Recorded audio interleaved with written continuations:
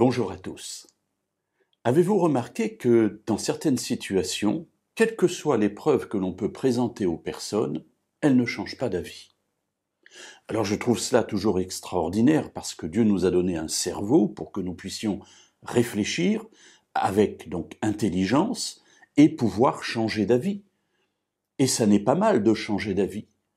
On a pris une décision, ou on a dit quelque chose, et après réflexion, ou après évolution de la situation, eh bien on choisit une autre solution, une autre voie, et il n'y a rien de mal à cela.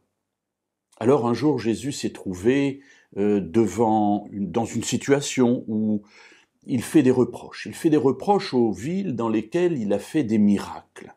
Alors on va citer Chorazine, Bethsaïda, etc. Et il dit « Malheur à vous, ces villes ». Pourquoi? Alors lisons cela dans Matthieu chapitre 11 et au verset 20. Alors il se mit à faire des reproches sévères aux villes dans lesquelles avaient eu lieu la plupart des miracles, parce qu'elles ne s'étaient pas repenties.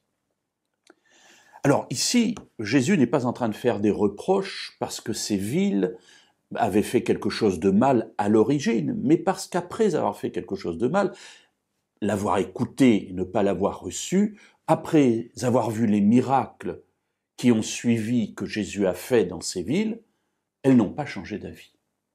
Et le problème est là, non pas de faire quelque chose de mal dans notre vie. On peut pécher, on peut tomber, on peut passer à côté du but. Cela, mes amis, nous savons le faire depuis notre naissance. Ça n'est pas ça le problème. Le problème, c'est que une fois que nous avons pris conscience du mal que nous avons pu faire, on ne se repent pas.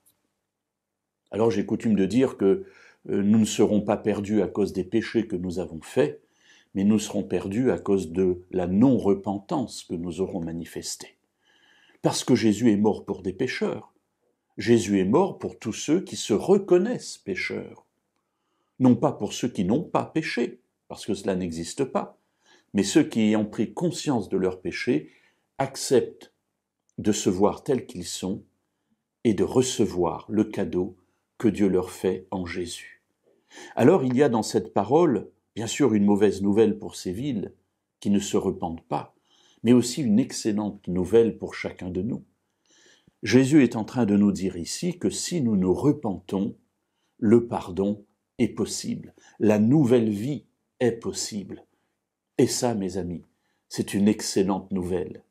Nul de nous ne peut être enfermé dans son péché parce que Dieu nous en a libérés par le pardon et par la repentance.